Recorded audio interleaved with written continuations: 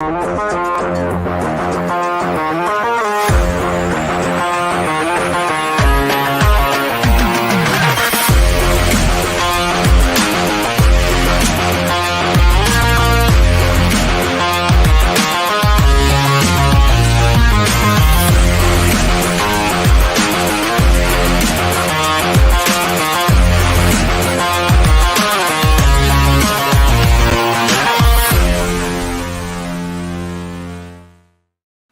everyone. This is Christina Barr. You're watching Black Tea News.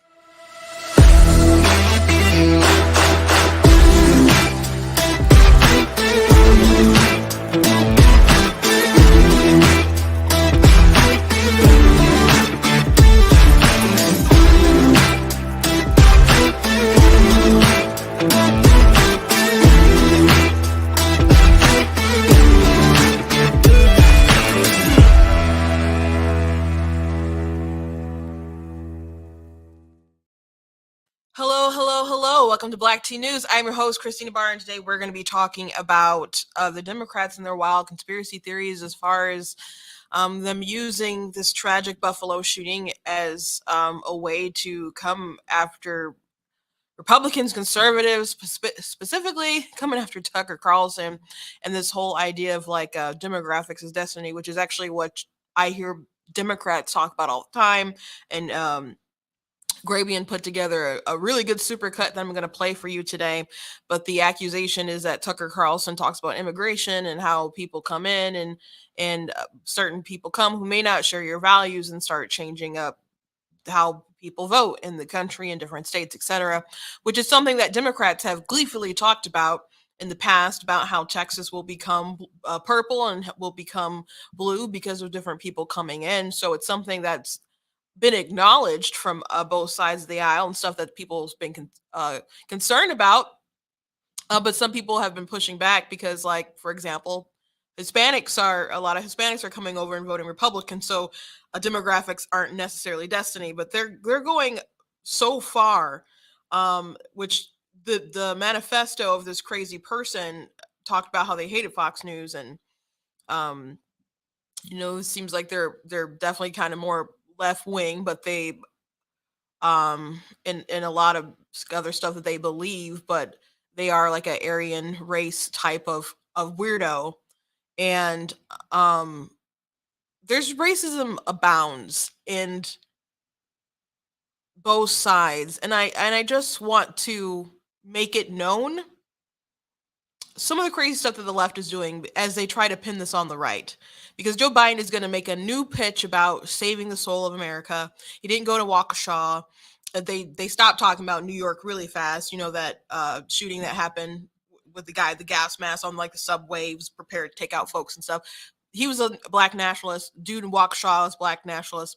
They didn't want to draw too much attention to that. But this is supposed to be to redefine, I don't know, the campaign, and they're going to focus on race a lot because they think that's how they're going to salvage some of the election. And this was Biden's play when he ran for president. He was fighting for the soul of the nation. How arrogant and deranged and, I don't know, blasphemous for him to say, but that was literally his campaign. We're fighting for the soul of the nation, running on the Charlottesville myth about Trump's calling neo-Nazis fine people, which been debunked. He said, I condemn them totally, is what he actually said. But Biden ran on that. He had a picture of a Kyle Rittenhouse when he was talking about the white supremacists and stuff. So that's what they pushed, and they're continually pushing racism. They're really pushing racism as far as like, you guys aren't pro-life because you care about babies. You just want to save white people. And I'm like, what? How can you like have this, say that with a straight face, knowing like the eugenics history with like abortion and Planned Parenthood specifically? But that's what people are going with. But Democrats have a racist agenda themselves. As a matter of fact, it's literally in their platform if you haven't read it. So we're going to talk about that today. Also want to talk about there was in 2020, if you lived in Michigan, or just a little bit aware, we were on lockdown, which Fauci, by the way, is rejecting the idea that America was locked down because we're not as bad as China, apparently, right now, who's on a real like lockdown, we'll shoot you if you leave your house kind of thing. And so he's like, well, America's not locked down. We had restrictions, but we have lockdowns. And I'm like, our governor was telling people who could come in their house or not, and like all kinds of other stuff. So I'm glad that in the United States of America, no, we shouldn't be as bad as China, but you don't just to get to say now that it wasn't a lockdown. That's what everyone was calling it. You're just trying to rewrite history, man, and it's gross. There's a clip of that online. I don't have it prepared. I just wanted to rant about it for a second because it was very annoying, very annoying. But back to Michigan. They were having nursing home. They were sending COVID patients to nursing homes to help them recover as they're recovering with COVID. Why you would mix people who are the most vulnerable to this disease with people like recovering or having this disease, I don't know. I don't have a good explanation for that. I could only assume malice, and I don't know if it's totally fair, but it doesn't make sense, and our governor really has an answer for that. And hopefully she really answers at the ballot box. Maybe that's all the justice there is right now for that situation. But there was a young man who had COVID, who had mental problems, who they put in um, the facility in a nursing home, and he shared a room with an old veteran, and he beat the crap out of him. And 2 months later, the veteran died. They didn't rule it as a homicide, but I had read other reports that he had stopped eating and other kind of stuff. So he ended up dying. The man got off. They said he was too incompetent to stand trial. So there's just no justice in the situation. And I read in a WMUZ article the other day that he called for help himself because he was hearing voices and was sent to U of M. And the U of M diagnosed him with COVID, and then they sent him to the nursing home to recover. And I'm like, why would you do that? So his father's like, well, the system failed him. The system failed him. It sounds like a lot of people failed in this situation, but it sounds like nobody's going to get any justice. And I know like the family is like is having Figer help to sue the nursing home for this policy, or placing him the young man there who's 20 and had mental issues and a violent history. This should have never happened, but there's no justice in the situation, no accountability in the situation, and I'd find that really absurd and disturbing. So I don't know what else to say about that, but we'll be talking about that a little bit later. First and foremost, I do want to encourage you guys to go to blacktnews.com, check out different content that I have on my website, different videos, different articles that I've written as well. On the weekend, I did have a long weekend because I was at Motor City Comic Con. For those of you who do not know, I write books. I don't have any photos really of Motor City Comic Con. I should have took more photos of people who bought my books, but I took one picture with this one little lady. And then a relative, I don't think it was her mother, but I think it was her aunt or somebody, was like, oh, she loved your booth, and she's like, we didn't take a picture. And then they posted a picture of her. I was like, oh no, but I took a picture, and then I posted the picture of us together. And so I was glad I at least took that photo, but I just got to get a little bit better about that. But I did take a picture every day, but it was just kind of me at my banner. And I took a few like cosplay photos, but not a lot. But this is a photo I took before that when I was getting ready, and of all my books. So I have 15 that are published. It was my goal to complete 30 books, as in writing 30 books. I said complete 30 books, and people thought it literally took me 30 years to read 30 books. No. I knocked that part out of the park when I was a kid. My mom encouraged us to read and would buy us books when we'd ask. So 30 books these are books that I've written. I've published 15 of them. So I had a booth at Motor City Comic Con, and I did pretty well. So that's why I had a long weekend. I was back yesterday talking about the news of the day.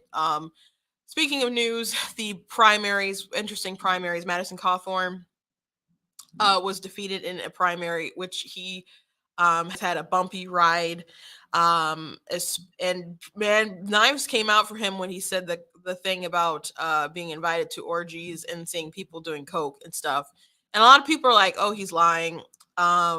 I don't know if he's lying about that. There's crazy stuff that happens locally, so I don't doubt that there's crazy stuff that's happening in DC like that. But if you're like, "Well, he's not a trustworthy source," I understand if you say that and you believe that. I just think it's not unbelievable what he said. However, since saying that, the attacks on him were relentless, and there were some really um the bad things that that came out. I'll just leave it at that. And he ended up losing the primary. The Oz and the McCormick race is too close to call. You guys know I was like advocating for Kathy, or liked Kathy and stuff, or just mostly didn't understand why they're attacking Kathy in the fashion that they were. I guess they were afraid because she received so much notoriety so quick, and probably McCormick was pushing her to siphon the MAGA vote from Oz. Um, he did attack her too, but I'm sure there was like some play there, um, to try to siphon the vote away from Oz, because Trump did endorse Oz. But now the two are really McCormick and Oz, and it's still, I believe, at this point too close to call. Oz might be a little bit up, but they're definitely going to. It's automatic that a recount triggers when it's this close. So I don't know if one person will concede or not, but it's a really really close race between the two of them. Um, Georgia had like really, really big turnout. So folks saying like, "Oh, they're suppressing our votes, these Republicans, blah, blah, blah." It wasn't true before. It's not true today. So a lot of interesting things happened last night as far as the races, but that's about all that I'm going to cover with that today. Um, I want to thank Brad Mission Pack. I'm in their studio today. If I say something today that triggers you, they don't care. I don't care. It doesn't quite work like that. I'm just, they like uplifting conservative voices. So that's what I'm here doing. But I do appreciate all that they do. Please check out different merch they have on my website, like the goat shirts and goat hoodies, which I do have in different colors. Since we are talking about Democrats and racism today, you can always pick up the Denounce White Supremacy, Defeat Joe Biden shirt, and with a list of his racist atrocities on the back, which there's actually more since I made the shirt, but you can go ahead and get it and trigger a leftist near you today. I'm not the victim you're looking for. I really like that shirt.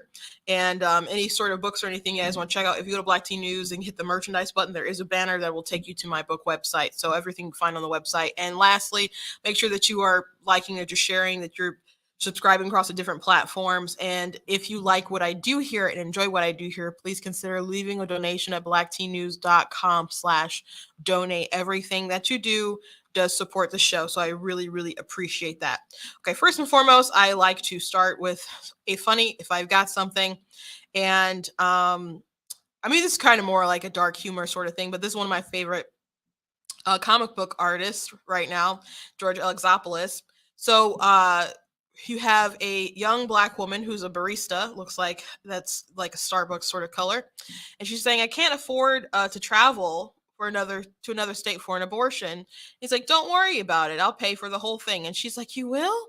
And he's like, "Of course. We need you back on Monday uh, to serve peppermint frappes with mocha flakes to hordes of teenagers with rich parents." So there are these corporations that are promising to pay for young people, or not young people, just people in general, to go have their abortions in other states and travel, which is really insidious. But I don't know how much this is pandering, but just, I guess, they don't. That's 9 months that they don't have to, worry about them, maybe being concerned or consumed with pregnancy. So maybe they think it's a good deal in the end. So that's really what the comic is pointing out. But it is really really sick. And feminists originally were fighting to not be discriminated against in the workplace for being pregnant, and now we are at a point where women are like, we need this to be equal to compete with men. So it's really not a feminist perspective. And originally feminists were against abortion, but they got duped by groups like NARAL when people lied about the amount of women who were dying in illegal abortions. They lied about how much public support there was for abortion, and they started convincing some, and it still caused a fracture. But they kept pushing their lies and so on, and eventually got I don't know, convinced people that this was for empowerment. But I've said this before, I'll say this again: if you need abortion to be empowered, then you are bound and need to find something else in life for sure. Okay. So Democrats are talking about the Buffalo shooter situation, which, by the way, this was a very obviously you have to be very disturbed to do stuff like this, but this was a disturbing young man who, and this happened in New York with the strictest gun laws, one of the strictest gun laws. It's bad in New York anyway, but they do have red flag laws, and it should have been prevented because this is a person who had said some disturbing things in school, and that people called the police about. And so when he wanted his firearm, it was flagged, but they didn't go the extra steps to make sure that this young man did not get a gun. And so he was able to get a gun, which he used, and apparently canvassed this particular area because people weren't going to be armed like that in the grocery store when he carried out this attack. So we could be having some more conversations about how the good guy with a gun scenario, or if you're going to have all these laws on the books, you need to make sure there's some actual darn accountability when people try to get these firearms to stop them when this kind of stuff happens. There's no point in just making all these laws and not enforcing them. In the Obama administration, there was quite a few people who weren't prosecuted for when they tried to illegally buy a gun and then they got flagged or whatever, and they were supposed to. Like, who went after those folks? Not really much of anybody. Joe Biden is going around talking about ghost guns and making them with kits and all this other kind of stuff and chasing down that rabbit hole. But Hunter Biden, who lies on a gun form to purchase a gun, any accountability there? No, not in the least bit. So if you're not going to care about when people break these laws, what's the point of trying to just pass more, other than you're trying to just stifle and infringe on the rights of law-abiding citizens who aren't causing any sort of harm. So there's failure here at every sort of circumstance and every sort of turn. But today I really want to focus on this conspiracy theory that the Democrats are pushing to not only say that this Buffalo shooter was acting on his own twisted ideology, that he's somehow connected to the right, and this is just where the right is as far as like coming after and being racist towards Black people because we're afraid of the demographic shifting and white people not having control and power and all that other kind of stuff. So he believed in the Great Replacement theory, which the Great Replacement theory is about like the extinction of white people, not necessarily talking about politics and the demographics of people immigrating and whatever and stuff shifting, which those conversations are conversations, yes, people like Tucker Carlson have, but people on the left also have. So there's this great super cut that Grabian did. So I'm going to go, I believe that's how you pronounce it anyway, but I'm going to go ahead and play it for you guys. It seems harder and harder to ignore that the echoes of replacement theory and other racially motivated views are increasingly coming out into the open. In a few years, we're going to be a majority brown country. White people will not be the majority in the country anymore. This will be the first generation ever in American history in which whites will be a minority of the generation at some point. As of 2007, every year, babies being born in this country, whites now are the minority. In 2044, everyone is going to be a minority. As the demographics change, as white people become the minority in the country, which is coming. Demographics is destiny. Demographics is destiny. Demographics is destiny, right? The country is changing. I've been saying it here. Other people have been saying it here for years now, even before Donald Trump. The demographics is destiny. The white population is declining for the first time in history in America, while the number of multiracial Americans have more than doubled. So we live in a country where the demographics are changing. It's becoming less white. Correct. Okay. You'll be announcing that we're calling the 38 electoral votes of Texas for the Democratic nominee for president. It's changing. It's going to become a purple state and then a blue state because of the demographics, because of the population growth. The growth in Texas has been almost entirely driven by non-white population growth, mostly by Hispanic and Latino population growth. The idea that whites will not be the majority, I mean, it's an exciting transformation of the country. It's an exciting evolution and progress of our country in many different ways. The white population is declining. It was always on the upswing. So that speaks to the beautiful diversity of America. It speaks to how that population the demographics will weigh in politically. I believe anybody who echoes a replacement is to blame, not for this particular crime, but it's for no purpose except profit and or political benefit. And it's wrong. It's just simply wrong.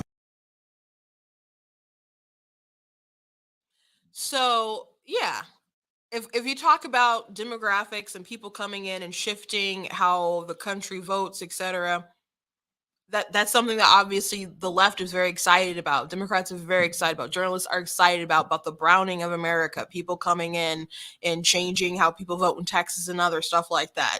And Tucker has talked about people like coming from different countries and stuff. And if people are coming in and they don't share, like, we shouldn't be caring about race as much as we do. It's like, are people coming in sharing your particular values? People got really frustrated in 2020 because they saw the Hispanic vote for Trump, right? And then people started to question the demographics as destiny talking points. And then Nicole Hannah-Jones was like, I'm going to write an article about how Cuban people are actually just like white people. And so they want to push you out of the minority if you don't think the right sort of way. But if you escape from a country and you're like, communism sucks, I don't want to see that in my new country, you may probably lean more Republican. So it's not necessarily about where the color of your skin is, what it is about maybe where you're coming from and taking those values and importing it elsewhere.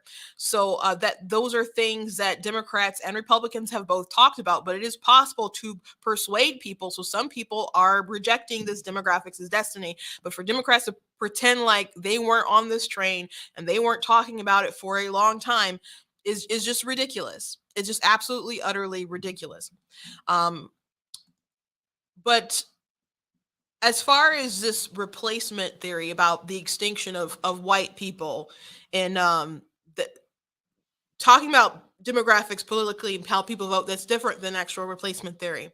But I recall when the census came out and people were talking about the decline of white people, there are people who are oddly excited about it. Do you guys recall this on Jimmy Fallon's show? The results of the 2020 census just came out, and for the first time in American history, the number of white people went down. So he seemed a little concerned about that. But why is your audience, who I'm sure is mostly probably white, applauding the fact that there's gonna be less white people? And when the census came out, people were talking about that on Twitter. I think there was news reports and stuff, and people were stitching it, and they were excited about there being less white people. People are excited about white people going on the decline and white people being extinct. And it's weird. And you have even white people excited about it and cheering that on for not even, I think, clout for black people, just clout for other white people who think it's the right thing to do. It's really bizarre and self-destructive and really sick. It's really, really sick. So you have people who are basically on the opposite end of the spectrum of this crazy guy who's afraid of white people being blotted out. And then you have these really, really sick, weird leftist folk who are so race obsessed that they're excited at the prospect of white people going extinct. I mean, I think we should take the Morgan Freeman sort of more approach of if you're concerned about racism, just kind of stop talking about it, But this idea that some people are hey, what if we just kind of decided to have a colorblind society? That's rejected. That is highly, highly rejected on the left. As a matter of fact, critical race theory rejects that. And as a matter of fact, things that are in critical race theory are actually in the Democrat Party platform. And I'm not kidding, and I will show you. But I want to show you this other clip as well as Biden that didn't make the super cut, but they did on the Twitter thread. They put this under here of Biden also talking about demographics and destiny. I would argue it's unlike any other large country in the world.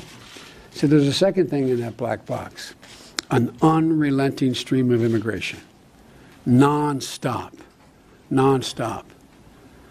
Folks like me who were Caucasian of European descent, for the first time in 2017, will be in an absolute minority in the United States of America.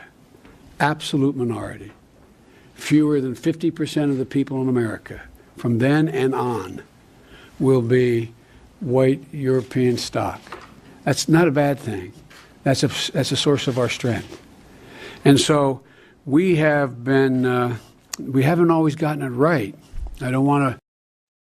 Yeah, so Biden at the end of that other supercut that I showed you said anyone talking about this replacement theory is upset with or whatever. And that's not what he's talked about. Is it the same thing as replacement theory? But that sort of talk about like demographics being destiny, etc. Those are the sort of conversations that they're condemning Tucker Carlson and blaming this attack on him, even though the person who did the attack said in his manifesto that he doesn't like stuff like Fox News. So this is the route that Dems are going. But again, they're very like anti-white people for whatever reason. For whatever reason, they see power in using the racial divide to such a high degree.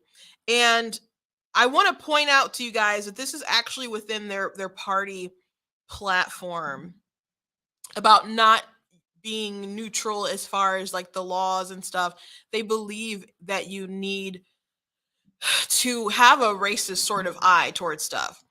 So if you go to the Democrat Party platform for 2020, they have a section called Achieving Racial Justice and Equity. Notice it's equity and not equality, because they're not interested in equality, and they let you know. Equality is bad now. Equality is not sufficient. I've been in debate rooms with Democrats talking about like why they don't believe that equality is enough, that they are rejecting that and they are pro-equity. So here's the actual platform. Historic wrongs and abuses perpetrated against Native Americans, 2.5 centuries of slavery, 100 years of Jim Crow segregation, and a history of exclusionary immigration policies have created profound and lasting inequalities in income, wealth, education, employment, housing, environmental quality, and healthcare in communities of color, which I want to point out that quite a bit of the stuff that they mentioned was the Democrats' fault. Just want to point that out there. Democrats are committed to standing up to racism and bigotry in our laws, in our culture, in our politics, and in our society, and recognize that race-neutral policies are not sufficient to rectify race-based disparities. So they're going to use stuff with a racial eye when it comes to like racial justice, governing agenda, jobs creation, a workforce and economic development, small business, entrepreneurship, etc., all kinds of different kind of stuff. But they're rejecting the idea that we could have race neutral policies. And so what's an example of that? Back in the early days of the Biden administration, it seems like we're in a never-ending loop of, building back better. There was a great meme I shared with Bill Murray in Groundhog's Day. With behind him, there's like no food on the shelf, so that sucks, of course. So an example of this would be, if you remember, the Biden administration wanted to do specific race loans to farmers. So they were doing these pandemic loans, but if you were a white farmer, you were excluded from getting the pandemic loans. Now, why would you do that? Why would you do that? And one of the farmers who was suing was, I don't believe he had any feet. So he was, you know, at, some would say, a disadvantage. But he was excluded because he was not a person of color. So they did end up suing the Biden administration, but that is a policy that is specifically racist. Specifically racist because they want to fight like justice inequality or whatever. And so they can't just have laws or have opportunities that are like, hey, if you're a farmer, we want to help you, particularly during this pandemic, and you can apply for this loan. That's not what Biden and them did. They said you have to be a person of color, even though you're in the same profession, you could be of the same economic status as your white neighbor or something. But if you are not black or a person of color, or whatever, then you cannot apply for this loan. So those are the sort of things that the Biden administration has done. It's not a theory. This is something that they've done. Pushed a literal racist policy.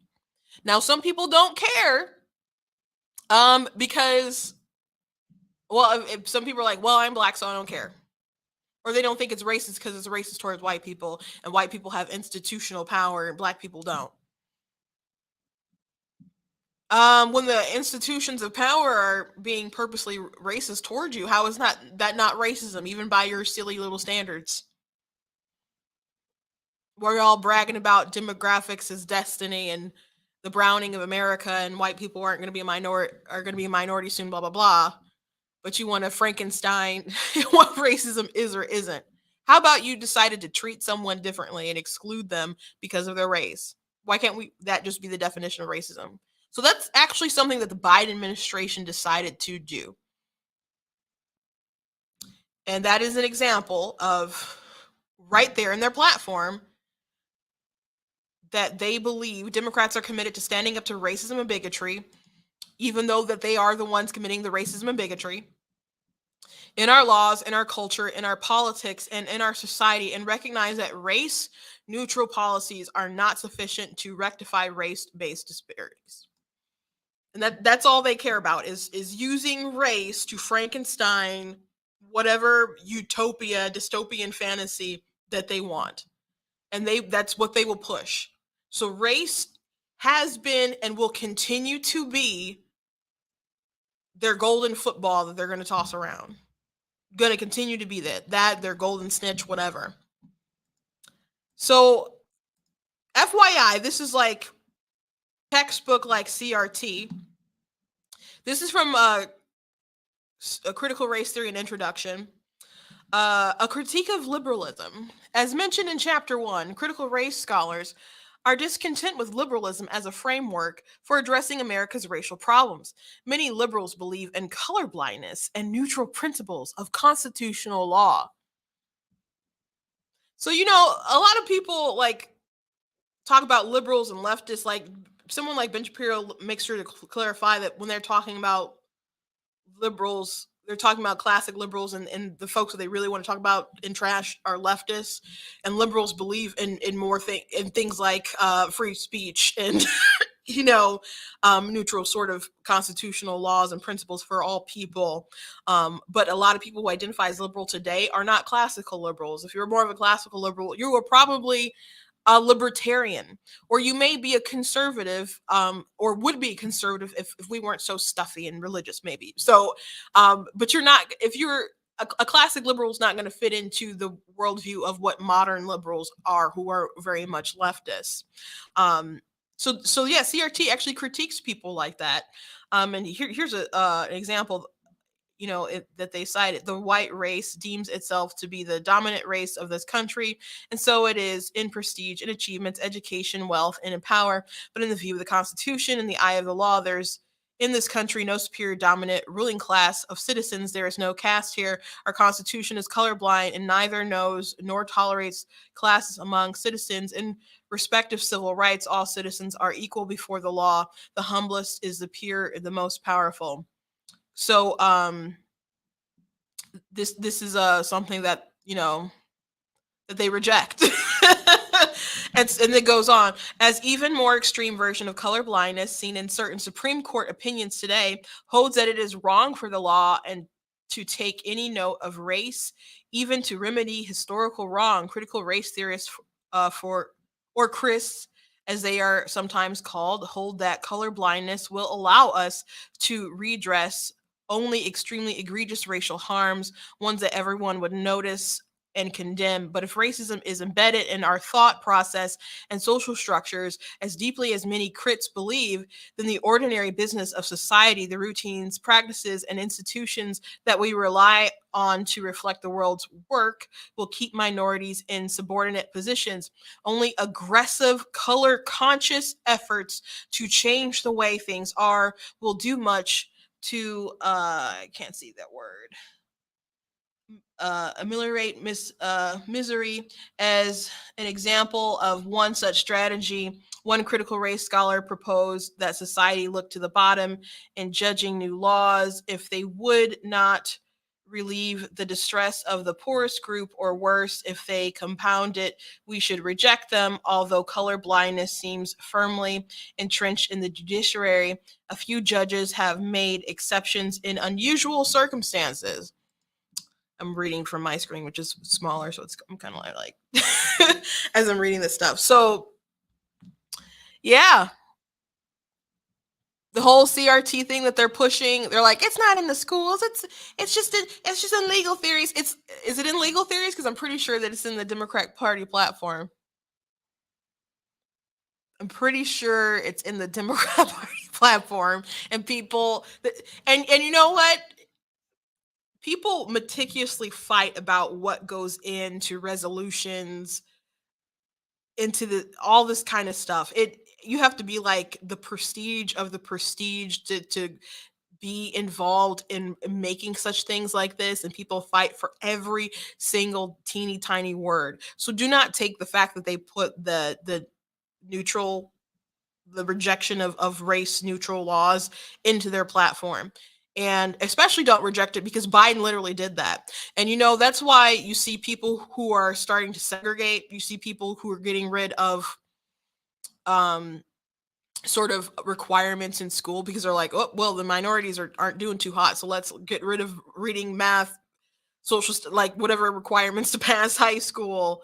You know, they don't like things, even playing fields. And I was listening to Tim Pool, and Hamish, the person who does Freedom Tunes, he didn't make this up. He got it from somewhere else. I don't remember who he said quoted it, but he said, when you come from a position of privilege, when it's neutral, it seems like it's unfair.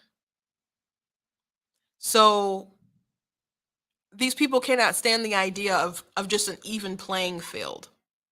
And they use race to, not because they care about Black people, not because they care about Asians and Hispanics, but because they see them as a means to an end. It's always been about means to an end. And that hasn't changed.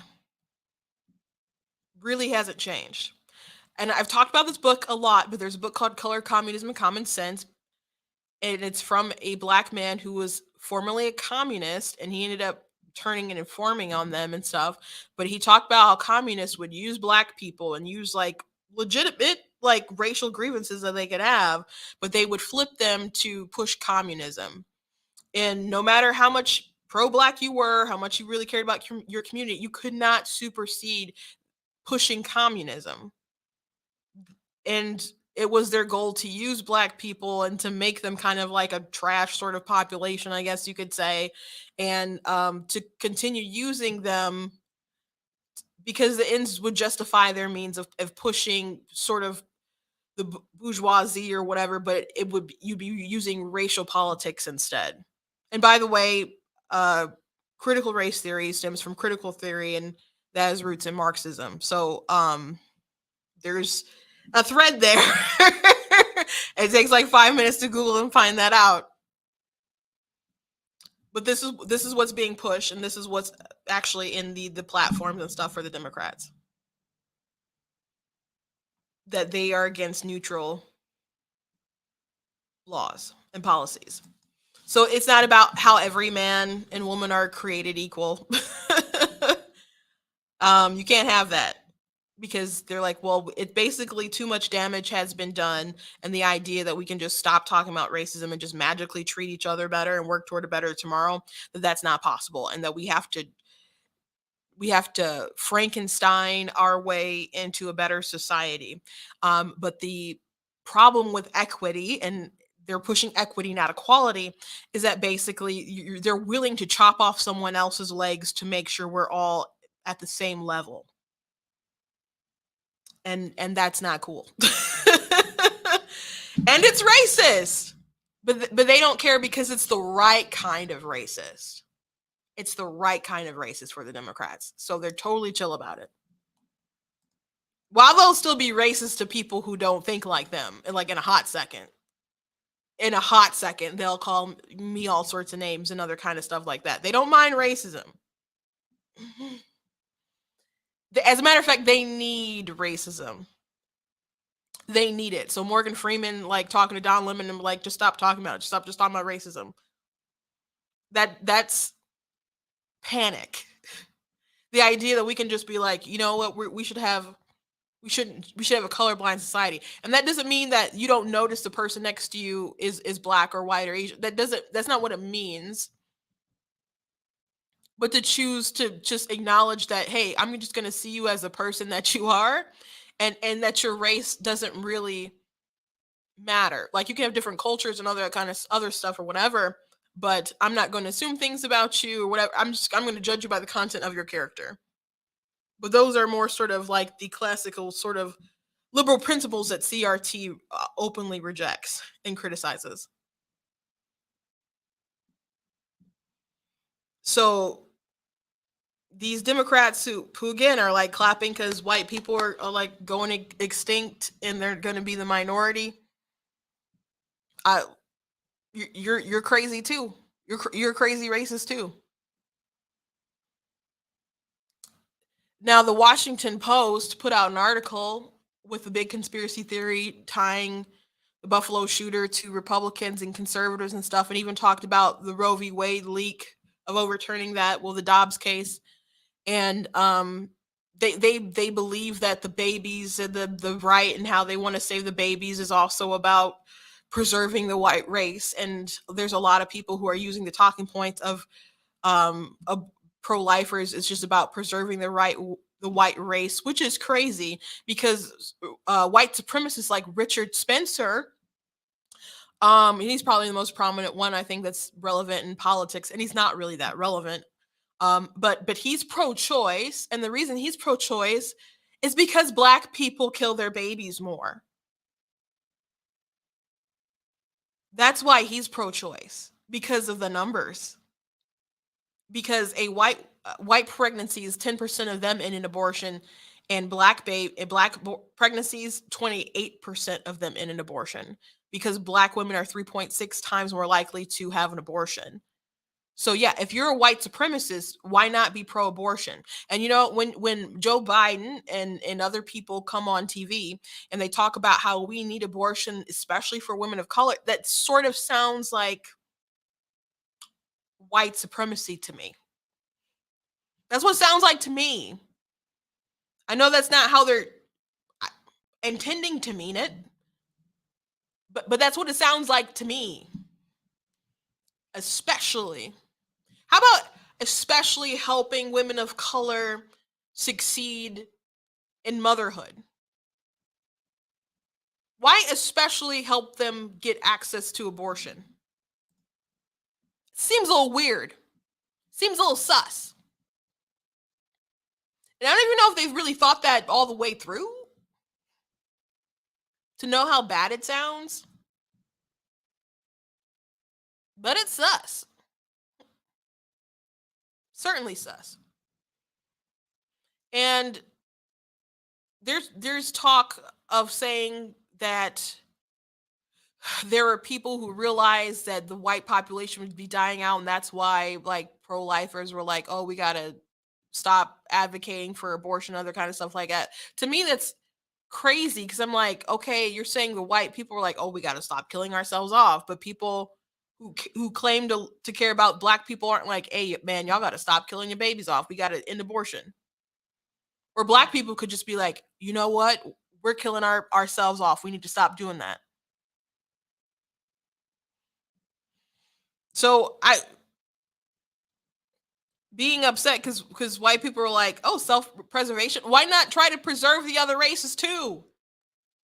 Like, it's such a stupid talking point, especially since they know, or maybe not everybody knows this, but Planned Parenthood, the founder of that was a eugenicist, and they believed in controlling the population. And she was like really more into birth control. Like, people who took over Planned Parenthood later were more into really pushing the the abortion and stuff. But the people who they were trying to limit the population of were blacks. I mean, were minorities, the poor, people they deemed feeble-minded, etc. And they would even like Margaret Sanger would even like pay ministers to like push different stuff in their communities because they wanted people of influence pushing their stuff. Now, I don't know if they knew about her ultimate evil plan. But shame on those people who did wrong by their congregations for a check. Shame on them. But the person who took over, Alan Guttmacher, was also a eugenicist. So, and eugenicists, late 1800s, early 1900s, and I probably a lot even more today, maybe not talked about it so fondly because of Nazis and so on. But they're eugenicists, and the talking points that people push for abortion so hard, it's right up there, man. Right up there.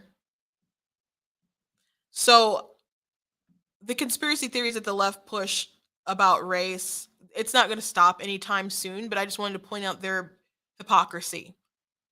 That they rely on racism. They rely on it and they use it, and then they call people on the right racist. And then you got people like Liz Cheney condemning people in the Republican Party, and it's like, bruh, you can condemn specific people who, if they're saying specific racist stuff, but don't buy into their dogma when they're the ones pushing racism themselves. But I don't know, some people just want to be so loved by the media that they can't hold on to any sort of principles.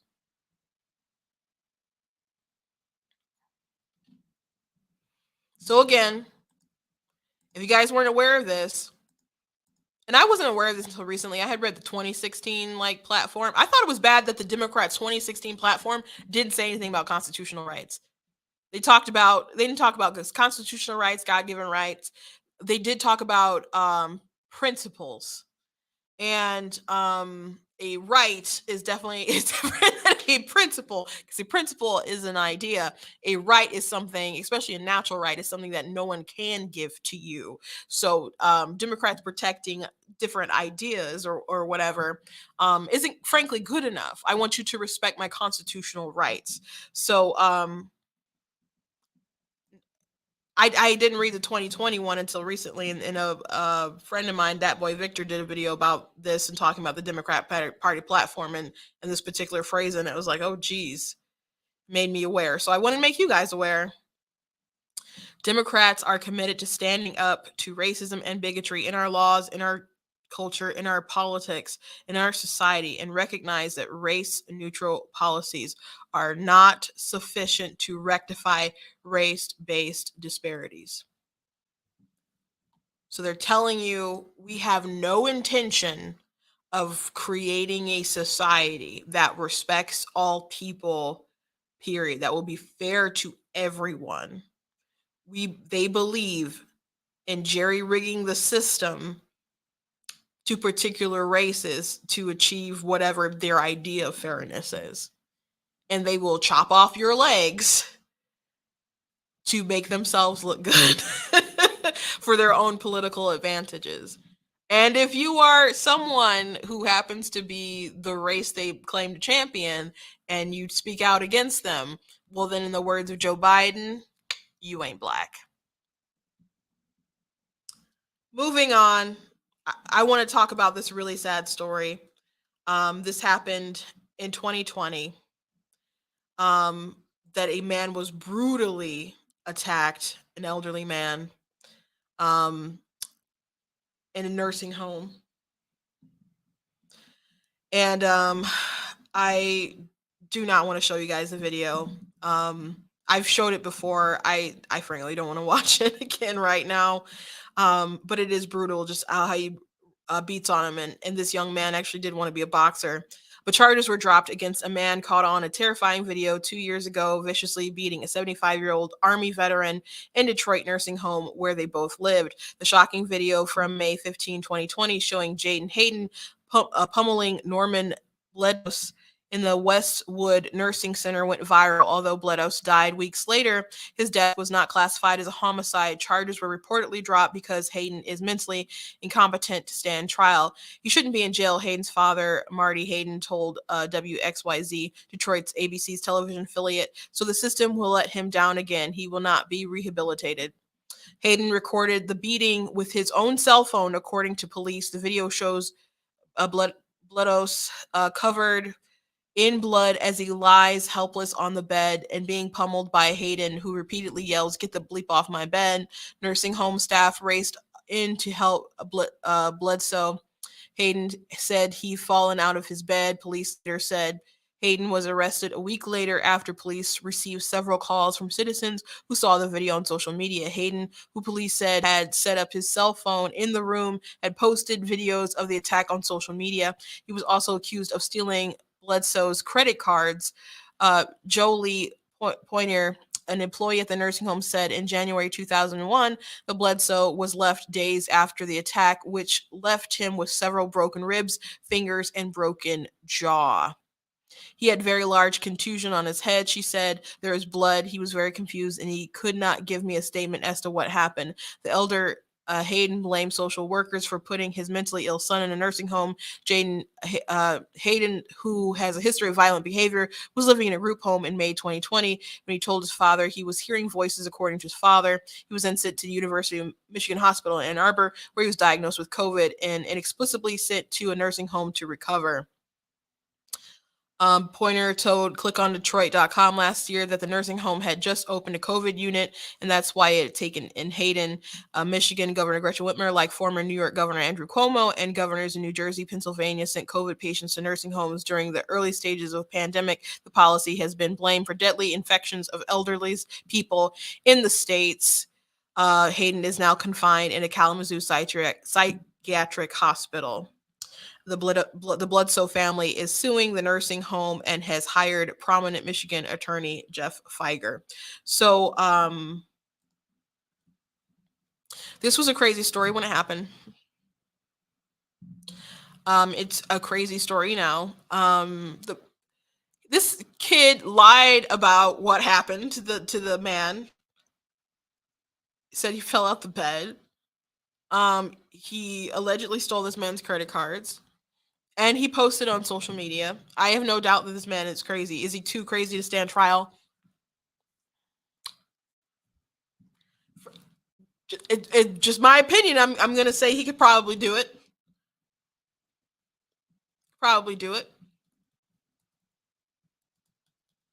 So this family doesn't have any justice right now. They are suing the nursing home. We'll see how that goes. But they, as to why.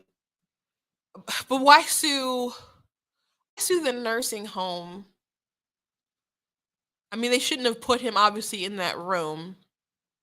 And they shouldn't have had the COVID units, but that was like a policy or whatever that the governor and stuff had. Nobody should have been going to nursing homes.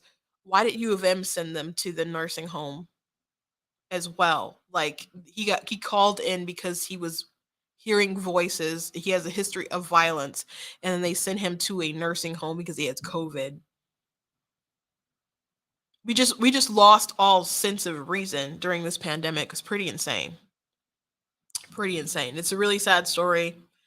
This elderly man who was beaten.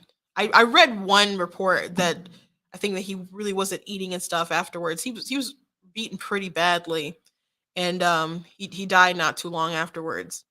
And it wasn't ruled a homicide, but this kid there's just no accountability right here in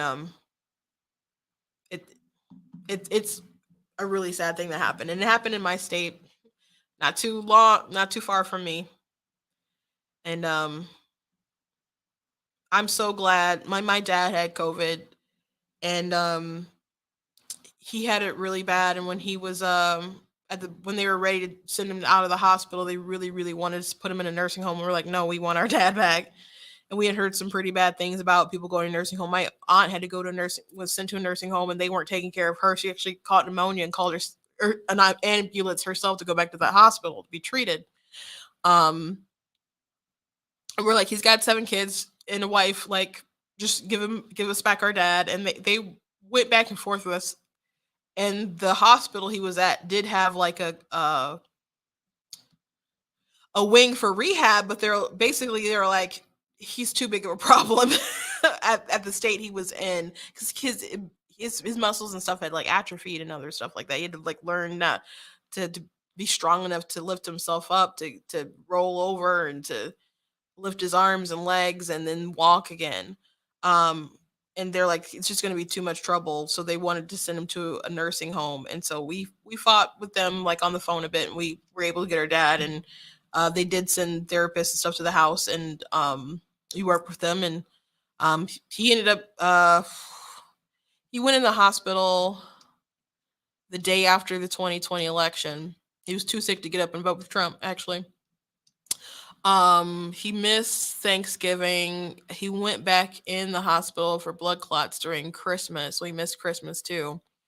And then he came back. But by May, he was in Mexico preaching. And I don't think that would have happened if he was in a nursing home. I think isolation is a huge killer to a lot of different people. I think, in my opinion, I don't think he would have gotten as bad as he did if he was able to see us, and my mom was able to at least go up there and visit him. And I know a lot of people who did not survive. So I think we did everything wrong we could have possibly did during this pandemic. And I'm really grateful that he got to come home. And I'm sorry to people who did not have this experience. And I'm sorry to this family who lost who lost this man here. And I'm sorry that apparently there's no justice. Anyway, guys, that is the show for today. Please visit blacktnews.com. Check out different content that we have on the website. Please check out different articles I've written. Please check out different merchandise in the store. If you enjoyed what I did here today and every day, please consider leaving a donation at blacktnews.com to help support Black Tea News. Please consider checking out different merch. I already mentioned the Joe Biden shirt, Denounce White Supremacy, but it'd be nice if a lot of people got this because and was able to see the list, because Joe Biden is just trash right now, bruh. And he's going to go around talking about the saving the soul of the nation pitch again, and throwing people he doesn't like under the bus. And they're really, he was elected to unify the nation, and it's obviously what he decided to not do. And he's only going to make it worse, because they really do see this as an opportunity to try to salvage some of the election. And I don't think it's going to work, but they're willing to burn down as many bridges as they can. And I just hope it's backfires spectacularly. I really hope it does. But thank you guys for watching, and I will see you